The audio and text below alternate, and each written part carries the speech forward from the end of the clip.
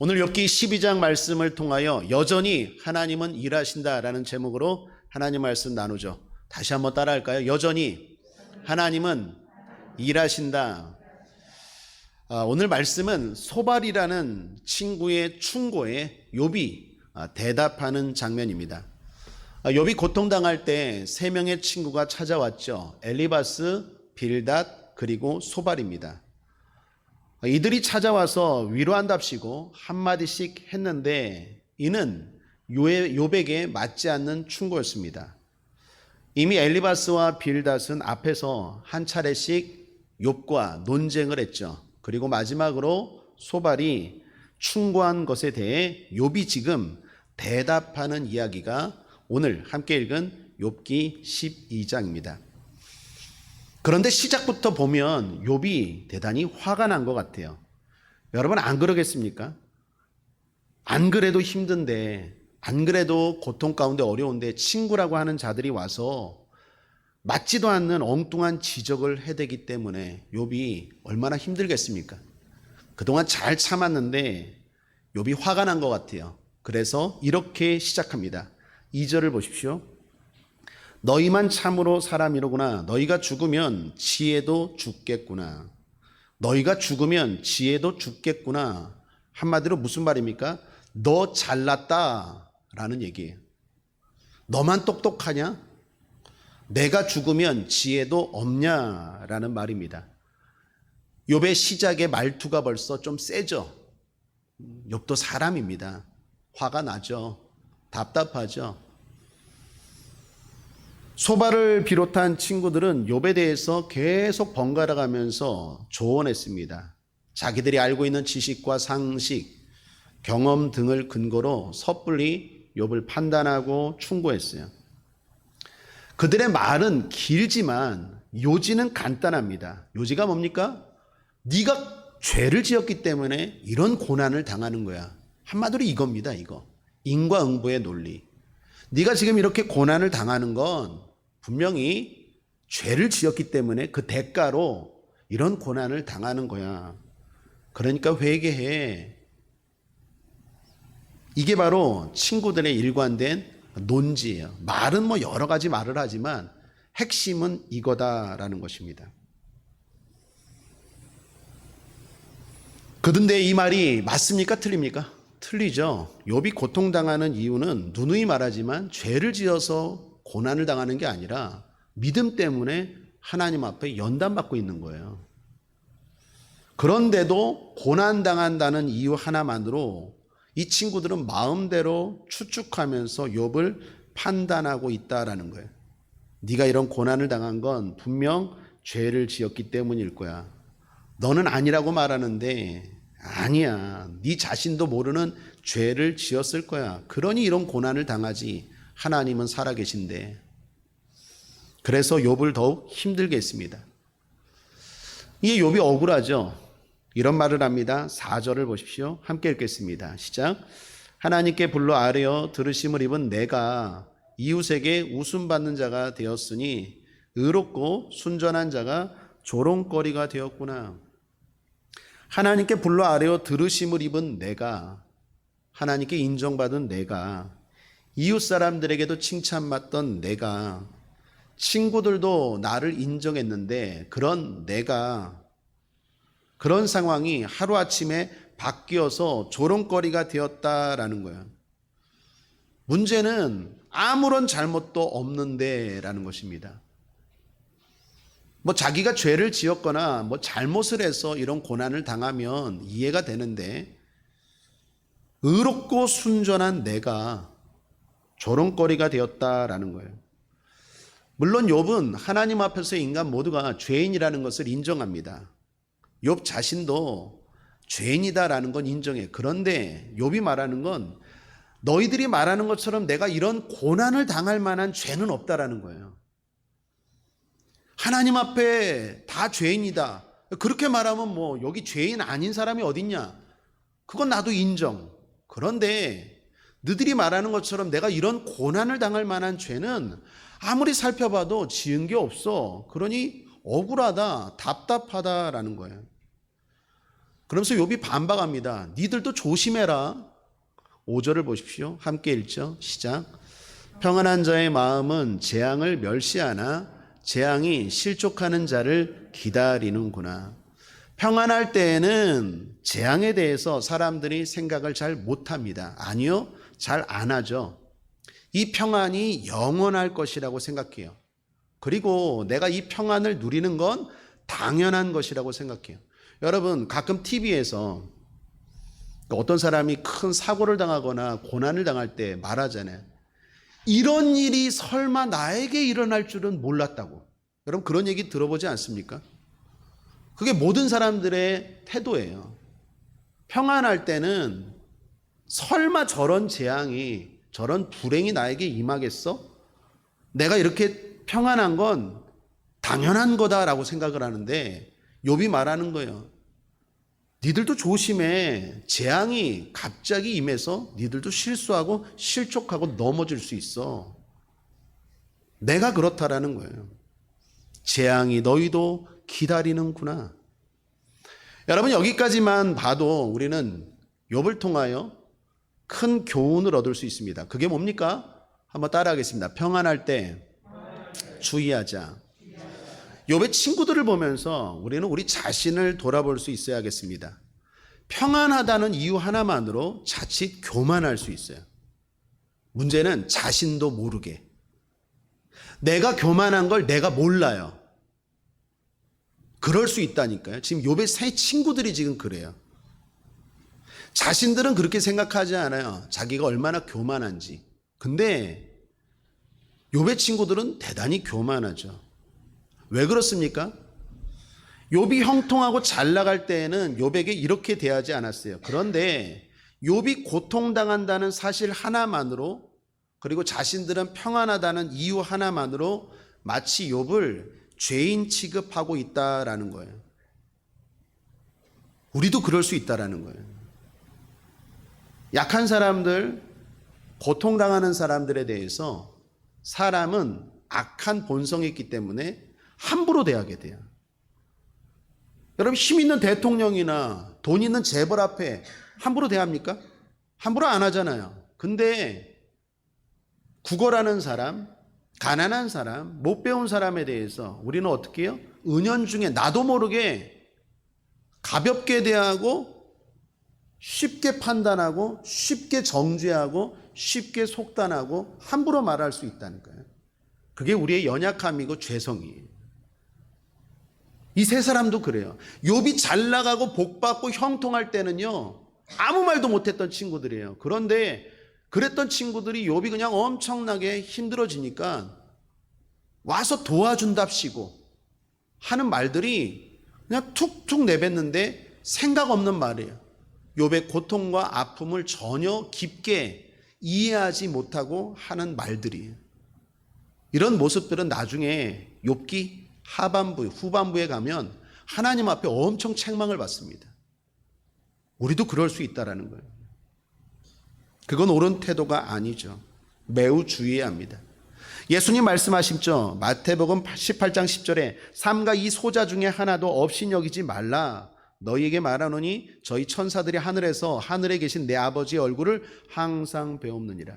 이 소자 중에 하나도, 소자는 작은 자, 연약한 자, 고난당하는 자입니다. 그들을 없이 여기지 말래요. 함부로 취급하고 가볍게 대하지 말래요. 그런데 우리는 그럴 수 있다라는 거예요. 그래서 늘 조심하고 주의하고 돌아봐야 한다라는 얘기입니다. 부끄러운 얘기지만 목사들도 그럴 수 있어요. 어떤 제가 존경하는 목사님이 그런 얘기를 설교 가운데 하시더라고요. 자기는 주차장을 보지 않는데요. 그게 뭔 말인가 했더니 교회 주차장을 보면 성도들이 타고 오는 차가 있을 거 아니에요. 그럼 그 차 중에 좋은 차, 외제차도 있을 거 아니에요.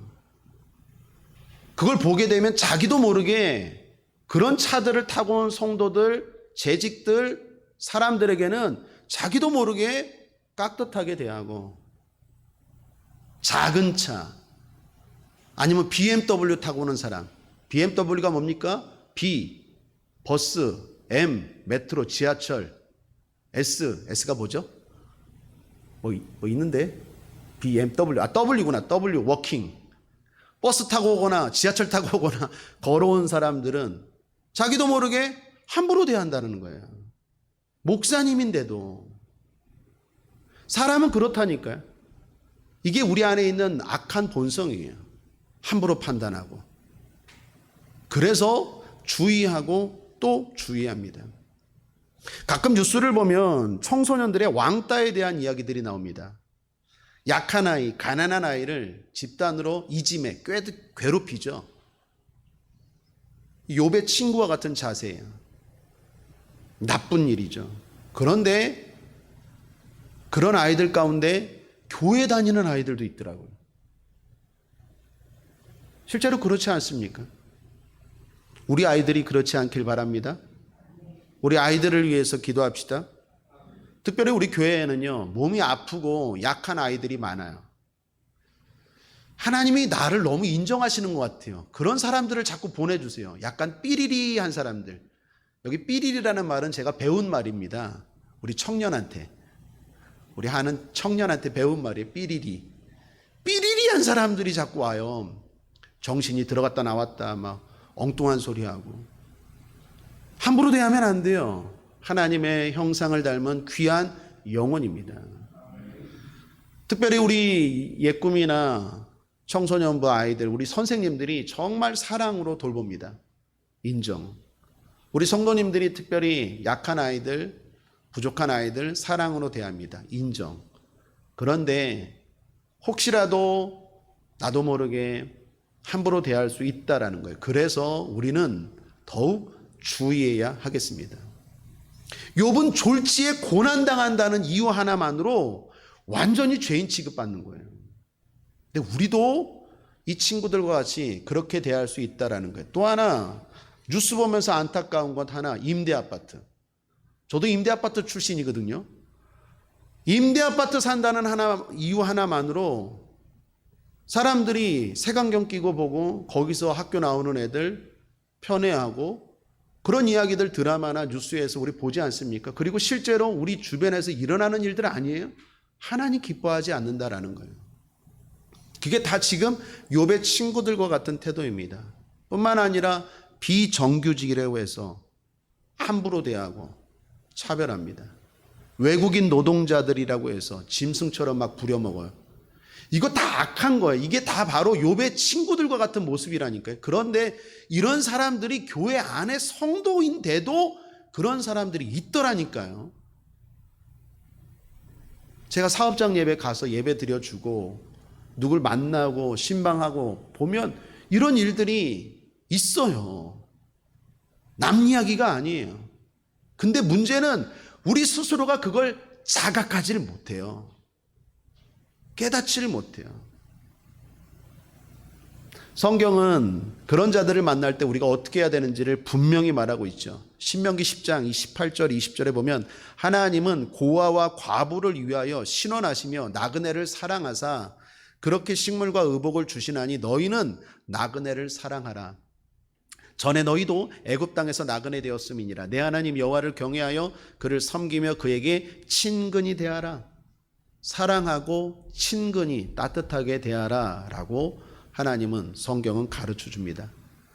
신약성경 로마서 15장 1절에도 우리 강한 자가 마땅히 연약한 자의 약점을 담당하고 자기를 기쁘게 하지 아니할 것이라.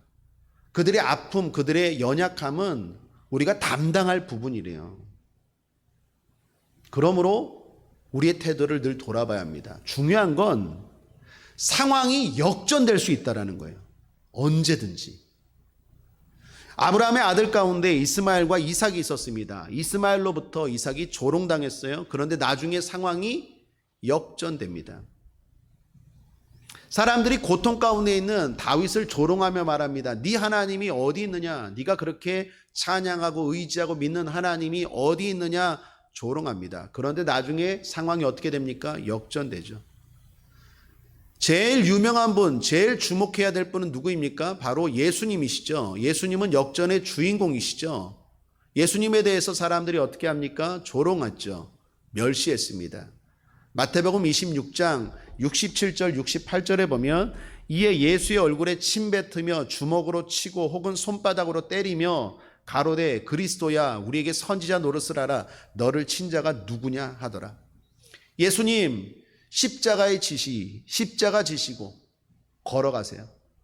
예수님이 능력을 행하시고 오병이의 기적을 일으키시고 풍랑을 잠잠케 하고 자기들 병 고쳐주고 그렇게 강할 때는 찍소리도 못했는데 단지 십자가를 지고 죄인이라는 것 하나만으로 사람들이요 막 함부로 대한다니까요. 이게 사람들의 악함이에요.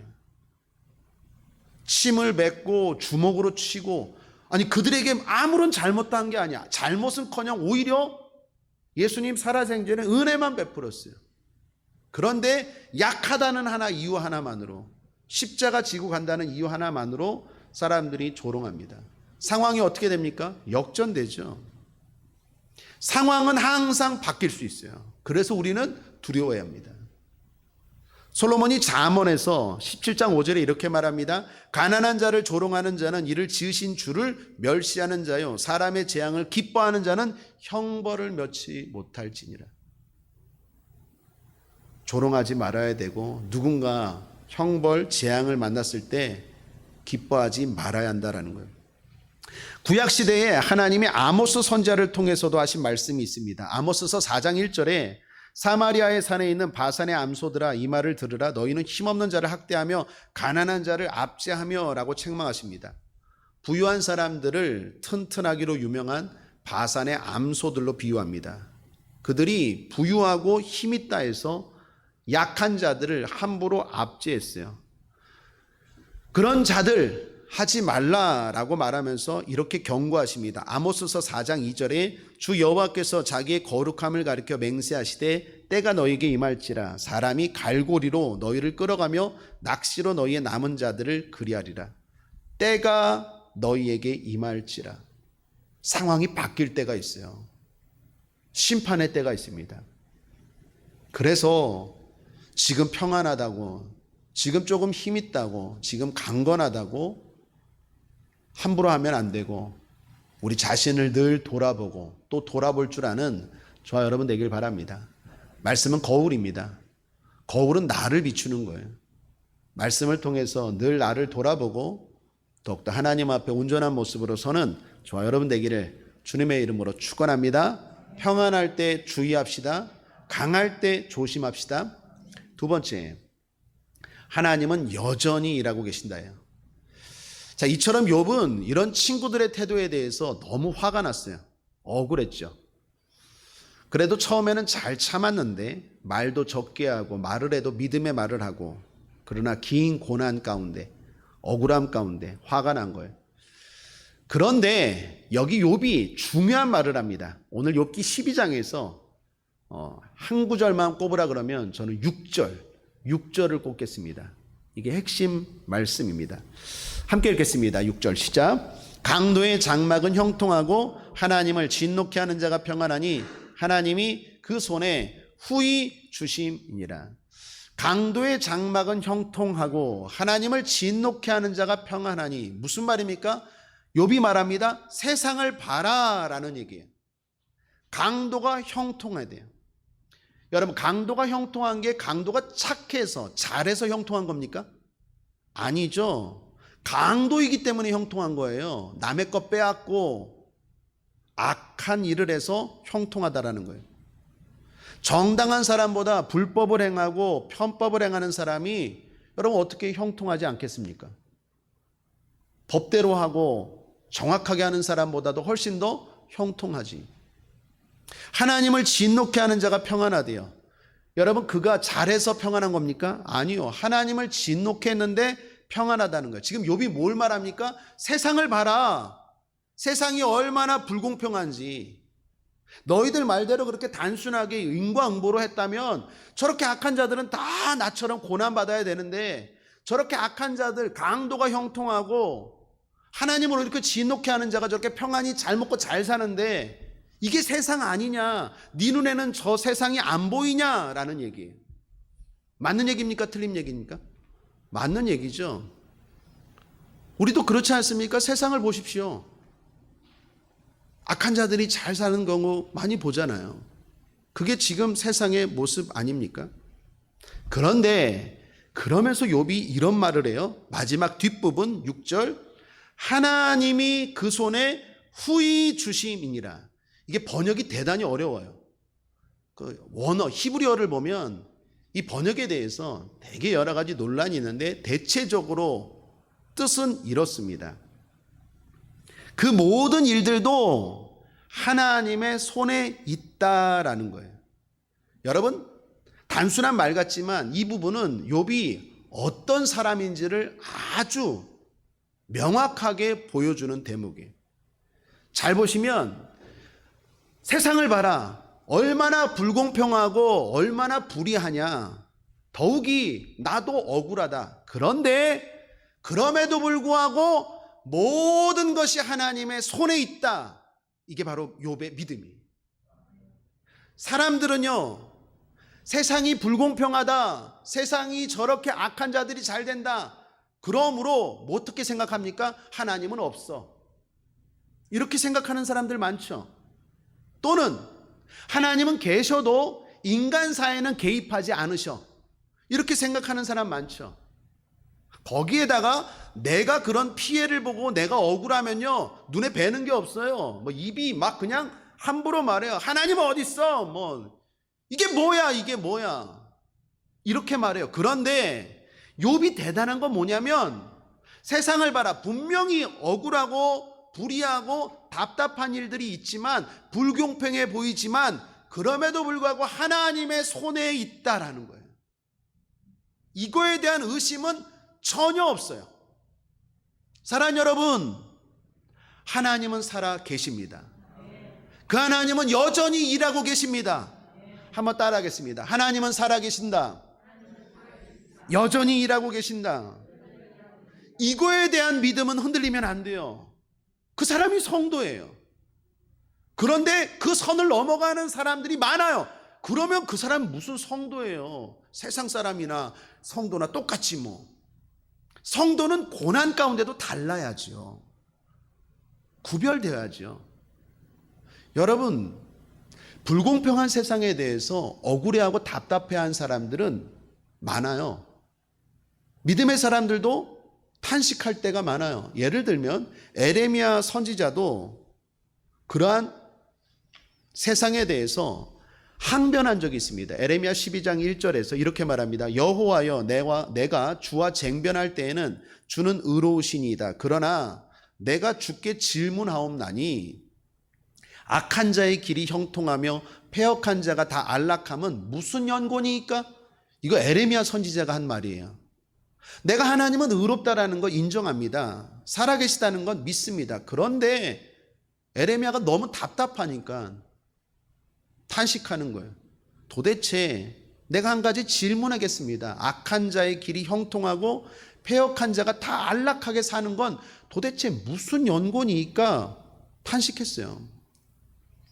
하박국 선지자에게서도 이런 탄식 볼 수 있습니다. 하박국서 1장 3절 4절에 보면 어찌하여 주여 나로 간악을 보게 하시며 패역을 목도하게 하시나이까? 대적 겁탈과 강포가 내 앞에 있고 변론과 분쟁이 일어났나이다. 이러므로 율법이 해이하고 공의가 아주 시행되지 못하오니 이는 악인이 의인을 애워쌌으므로 공의가 굽게 행하니이다. 하박국 선지자도 탄식합니다. 하나님 아버지, 어떻게 저렇게 불의한 일들을 그냥 두십니까? 그래서 하나님의 공의가 바로 서지 않습니다. 사람들이 비웃습니다. 그렇게 탄식해요. 그런 걸 보면 믿음의 사람들도요, 불공평한 세상을 보면서 이런 고민, 이런 탄식 다 합니다. 그런데 하나같이 공통점은 뭡니까? 선을 넘질 않아요. 그럼에도 하나님은 살아 계십니다. 그럼에도 여전히 하나님은 일하고 계십니다. 라는 거에 대해서는요, 하나도 누구도 의심하지 않아요. 이게 믿음이에요. 믿음. 아무리 힘들어도 지킬 선이 있어요. 넘지 말아야 될 선이 있다고요. 그게 욥에게서 보이는 믿음이고 수많은 믿음의 사람들에게서 보이는 좋은 점이다라는 것입니다. 욥은 그러면서 말합니다. 이것은 모두가 다 아는 사실이라는 거예요. 그 얘기가 7절부터 쭉 끝절까지입니다. 조금만 소개하면 7절, 8절 함께 읽겠습니다. 시작. 이제 모든 짐승에게 물어보라. 그것들이 내게 가르치리라. 공중의 새에게 물어보라. 그것들이 또한 내게 구하리라. 땅에게 말하라. 내게 가르치리라. 바다의 고기도 내게 설명하리라. 짐승에게 물어보라. 새들에게 물어보라. 바다의 고기들, 동물들에게 물어보라. 자연세계도 이건 다 안다라는 거예요. 아무리 우리 눈에 불공평해 보이고 악한 자가 잘 되는 것처럼 보이지만 하나님이 여전히 세상을 다스리신다는 것, 모든 자연도 동물도 다 안다라는 거예요. 물어보라는 거예요. 뿐만 아니라 인생의 모든 생사화복이 하나님께 있다고 말합니다. 10절, 생물들의 혼과 인생들의 영이 다 그의 손에 있느니라. 지혜와 권능도 하나님께 있다고 말합니다. 13절, 지혜와 권능이 하나님께 있고 모략과 명철도 그에게 속하였나니. 그리고 또 욥이 말합니다. 이 모든 세상 하나님이 다스리신다라고 말해요. 그러면서 16절부터 21절은 하나님이 모든 사람을 주관하신다, 다스리신다는 이야기예요. 특별히 17절, 19절 한번 읽어볼까요? 모사를 벌거벗겨 끌어가시며 재판장으로 어리석은 자가 되게 하시며 열왕의 맨 것을 풀어 그들의 허리를 동이시며 제사장들을 벌거벗겨 끌어가시고 권력이 있는 자를 넘어뜨리시며 모사, 왕, 재판장, 제사장, 용사, 힘 있는 자들 다 끌려가게 하신다. 모든 사람의 생사화복이 하나님께 달려있다. 나라도 마찬가지다라는 거예요. 그게 22절에서 25절 끝절까지입니다. 특별히 23절을 볼까요? 만국을 꺼지게도 하시고 다시 멸하기도 하시며 열국으로 광대하게도 하시고 다시 사로잡히게도 하시며 말합니다. 여러분, 욥이 지금 말하는 거예요. 생사화복이 하나님 손에, 지혜와 권능이 하나님 손에, 모든 사람과 나라의 흥망성쇠가 하나님의 손에 있음을 나는 안다. 자연도 안다. 그런데 너희들은 왜 모르느냐라는 얘기예요. 왜 모르고 함부로 나를 판단하느냐? 그렇게 쉽게 단순하게 가볍게 말하느냐라는 거예요. 왜 너희들은 그렇게 모르느냐라고 욥이 반박하는 것입니다. 사랑하는 여러분, 고난 중에도 우리는 욥과 같이, 에레미야 선지자 같이, 하박국 선지자 같이 하나님은 살아계시고 여전히 일하고 계심을 알아야 하겠습니다. 믿어야 하겠습니다. 그런 믿음을 가지고 간단하게 적용 세 가지를 드립니다. 첫 번째, 붙들어 주십시오. 욥기를 나누면서 계속해서 반복되는 이야기입니다. 붙들어 줘야 돼요. 서로. 그 러시아의 솔제니치라는 유명한 작가가 있습니다. 이 사람이 유명한 작품을 많이 썼는데 노벨상도 받고 러시아의 양심이라 불리울 정도로 추앙도 받았습니다. 그런데 이 사람이 고난을 많이 겪었어요. 감옥 생활만 무려 11년을 했답니다. 암도 걸렸습니다. 태어나기 전에는 아버지도 일찍 돌아가셨어요. 그런데 이후에 이 사람이 자신의 고난에 대해서 긍정적으로 말합니다. 감옥이요 고맙다. 고난이요 고맙다. 그러면서 이렇게 말했어요. 나에게 이런 고난이 없었다면 이런 작품도 또한 감사하는 마음도 생기지 않았을 것이다. 물론 신앙도 말이다. 여러분, 이 사람은 독실한 크리스찬이었어요. 고난 때문에 작품도 쓰고 고난 때문에 사람도 되고 고난 때문에 무엇보다 믿음도 갖게 되었다. 그러므로 고난은 나에게 유익이다, 감사의 제목이다 라고 말하는 거예요. 여러분, 그렇습니다. 돌아보면 솔제니친의 말처럼 고난도 귀합니다. 유익합니다. 특별히 성도에게는 더욱 그런 줄 믿습니다. 한번 또 따라할까요? 나에게 고난은 연단입니다. 성도에게 고난은 연단이죠. 더 좋은 사람 되기 위한 연단, 더 좋은 선물, 축복 받기 위한 연단입니다. 자, 그러나 중요한 건 뭡니까? 고난의 현실이에요. 돌아보면 고난이 유익인 거 다 알아요. 알겠어요. 그런데 정작 지금 여기 고난당하고 있는 사람에게는요, 뭐가 필요합니까? 붙들어주는 게 필요하다고요. 힘든 사람에게는 붙들어주는 게 필요하다고요. 저는 이 욥의 세 친구들이 제일 못한 게 바로 이거예요. 붙들어 주었어야 돼요, 욥을. 그런 의미에서 구약의 세 친구, 비교되는 세 친구가 있어요. 누굽니까? 다니엘의 세 친구. 사드락과 메삭과 아벳느고. 이 사람들은 믿음의 친구잖아요. 다니엘이 흔들릴 때마다 서로 어떻게 해요? 믿음으로 격려하고 믿음으로 승리하기 위해서 붙들어 주잖아요. 그래서 사자굴에서도 살아나고 풀무불에서도 살아나는 기적을 경험하고 그 이방 나라의 왕을 변화시키잖아요. 근데 욥의 친구들은요, 아주 못된 친구들이에요. 엘리바스, 빌닷, 소발. 그러므로 여러분께 질문합니다. 나는 엘리바스, 빌닷, 소발에 속하는지 아니면 다니엘의 세 친구 사드락과 메삭과 아벳느고에 속하는지 돌아봅시다. 또 하나, 우리 주변에 있는 친구들은 어떤 친구인지. 중요한 건 우리 하모니 교회가 고난이 임할 때 서로 붙들어주고 서로 기도해주고 서로 관심 갖는 저와 여러분 되기를 주님의 이름으로 축원합니다. 아멘. 오늘 기도는 꼭 자기 자신만을 위해서 기도하지 마시고 옆 사람을 위해서, 교회를 위해서, 특별히 연약한 사람들을 위해서 기도하시길 바랍니다. 하나님이 그 기도 들으시고 여러분의 기도 제목은 훨씬 더 빨리 응답하실 줄 믿습니다. 두 번째, 길게 보십시오. 여러분, 욥기를 나누면서 늘 제가 강조하고 또 강조할 것입니다. 이 땅에서만 보면요, 욥은 불행한 사람입니다. 욥만이 아니죠. 모든 크리스찬들이 그래요.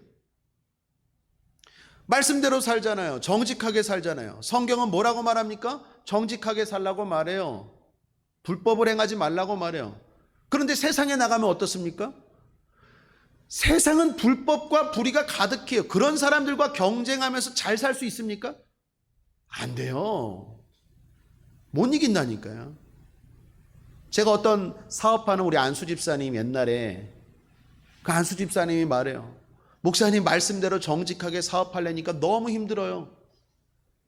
다 막 탈세하고 그 다음에 다 이렇게 대접하고 이중장부 기록하고 다 그런데요, 다. 그런데 정직하게 하려니까 너무 힘들대요. 곰탕 끓이는데 다 우유 넣고 분유 넣고 이렇게 희게 그냥 다 그 외국산 뼈인데 국내산이라고 속이고. 여러분, 우리 뉴스 보면 맨날 그런 것들 나오지 않습니까? 세상이 그렇지 않아요? 근데 성경은 뭐라 그래요? 여러분, 교회만 오면 뭐라 그래요? 자꾸 정직하게 살라, 바르게 살라, 이런 말 듣고 당장 문만 밖에 나가 보십시오. 바보 소리 듣는다니까요. 너 그렇게 살다가 언제 집 살래? 그렇게 살다가 언제 대학 갈래? 그렇게 살다가 언제 돈 벌래? 세상 사람들 봐라. 그냥 눈에 불을 켜고 너 뭐하니? 재테크 안 하냐? 안 되면 복권이라도 사라. 이런 얘기 안 합니까? 하죠. 짧게 보면 제일 불쌍한 사람들이 우리입니다. 그런데 여러분, 죽으면 끝납니까? 아니라니까요. 인생 길게 봐야 돼요. 짧게 보면 욥은 불행한 사람이고 예수님도 불행한 분이고 우리도 불행한 사람이에요. 그런데 길게 보면 우리가 맞아요. 우리가 사는 게 맞다니까요. 하나님이 다 심판하시고 판단하세요. 하나님은 여전히 일하고 계세요. 그분 손안에 다 달려있는 줄 믿습니다. 그래서 흔들리지 말아야 돼요. 그래서 성령 충만해야 돼요. 성령 충만하지 아니하면 여전히 예수를 믿는다고 하면서도 세상적인 소리들 해요. 막 교회 와서 세상적인 말들을 해요. 그래서 세상 교회를 세속화 물들이려고 해요. 교회 안에서도. 사랑하는 여러분, 저와 여러분 성령 충만해야 될 줄 믿습니다. 성령 충만한다는 게 뭡니까? 길게 볼 줄 알아요. 믿음이 좋은 사람의 특징이 뭡니까? 길게 볼 줄 알아요. 소탐대실하지 마십시오. 작은 것 탐하다가 큰 거 놓치지 마십시오.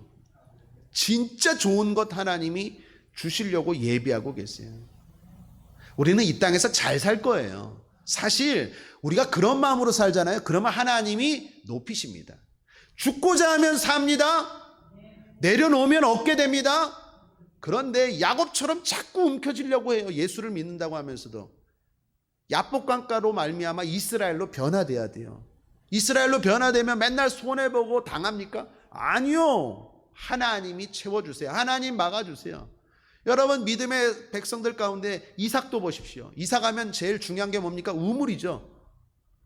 그 당시 우물은요 진짜 중요한 자원이에요. 그런데 이삭하면 특징이 뭡니까? 파는 족족 우물이 나오잖아요. 사람들이 와서 시비해요. 야, 이거 우리 건데 뭐 어쩐데, 말도 안 되는 걸로 막 싸우려고 달려들어요. 그때 이삭이 어떻게 합니까? 가져. 한번 따라하겠습니다. 가져. 그래도 하나님이 채워주세요. 하나님이 어떻게 해요? 또 우물이 터지고 또 우물이 터지고. 이삭의 특징이 뭡니까? 그가 거부가 되었더라. 성경에서 처음으로 재벌이라는 말이에요. 재벌이라는 말을 얻은 사람이 이삭이에요. 이삭의 특징은 뭡니까? 온유한 자잖아요. 예수님도 말씀하시죠. 너희가 온유한 자는 땅을 차지할 것이요. 사랑하는 여러분, 세상 마귀에게 속지 마십시오. 경쟁하고 누르고 이겨야 잘 사는 게 아니라 온유한 자가 잘 됩니다. 믿습니까? 바보 같죠? 어리석어 보이죠? 절대 그렇지 않아요. 그렇게 살면 오히려 이 땅에서 잘 돼요. 더 중요한 건 죽음 이후에 영생이 기다리고 있습니다. 인생 길게 봅시다. 그리고 마지막입니다. 셋째로 권면드립니다. 자부심을 가지고 나에게 집중하십시오. 우리가 판단할 대상은요, 다른 사람도 아니고 하나님은 더더욱 아니에요. 하나님은 공평하게 세상을 다스리실 것이고 공평하게 저 악한 사람들 심판할 거예요. 고난의 순간에 뿐만 아니라 늘 일상생활 가운데 집중하고 주목해야 될 것은 나입니다. 나에게 집중해야 돼요. 하나님이 나를 지켜보고 계신다니까요. 고난의 순간에 어떻게 말하는지, 어떻게 행동하는지 하나님이 지켜보고 계세요. 그러므로 욥 입장에서는 빌닷, 소발, 엘리바스가 문제가 아니에요. 뭐 하나님이 어떻게 세상을 그게 중요한 게 아니라 욥이 집중해야 되는 건 내가 이 고난을 잘 이기고 나아가야겠다. 그래서 이 고난을 하나님 앞에 인정받는 시간으로 만들어야 되겠다. 그게 욥에게 가장 중요한 지혜입니다. 그러므로 사랑하는 여러분, 고난의 순간에 자기 자신에게 집중하시길 바랍니다. 특별히 자부심을 가지고. 끝으로 이야기 하나 하고 마치죠. 제가 지난달인가요? 한국 축구가 TV에서 많이 했죠. 손흥민 선수도 들어오고 외국파 선수들이 들어와서 한국 축구, 외국과 붙는 축구들이 많이 방송에서 하더라고요. 근데 거길 보니까 특이한 거 하나를 봤어요. 그러면서 제가 또 하나님의 은혜, 음성을 들었어요. 손흥민 선수가 공만 잡으면 반드시 두세 사람이, 아니 막 적들이 달려들더라고요. 왜 손흥민 선수가 공만 잡으면 달라들까요? 결론적으로 그가 잘하기 때문. 그에게 공만 있으면 대단히 위협적이기 때문입니다. 그래서 보니까 어느 팀하고 붙건 손흥민에게는 집중적인 마크가 따라붙더라고요. 제가 그걸 보고 있는데요. 목사는 목사예요? 축구를 보면서도 하나님의 음성이 들려요? 그걸 보는데 하나님이 이런 깨달음을 주세요. 손흥민 선수가 잘하니까 적들이 달라붙는 것처럼 믿음으로 잘 사는 사람에게 우리의 영원한 적 사탄이 달라드는 거예요. 왜요? 우리에게는 상급의 공, 면류관이라는 공이 있기 때문에. 그러므로 사랑하는 여러분, 일단 나에게 고난이 임했다. 자부심을 가십시오.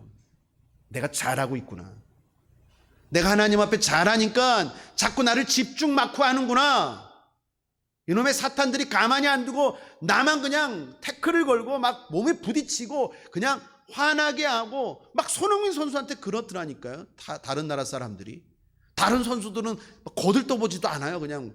근데 거들떠보지 않아도 되겠더라고요. 막 똥볼 차고 헛발질하고 막 그러니까.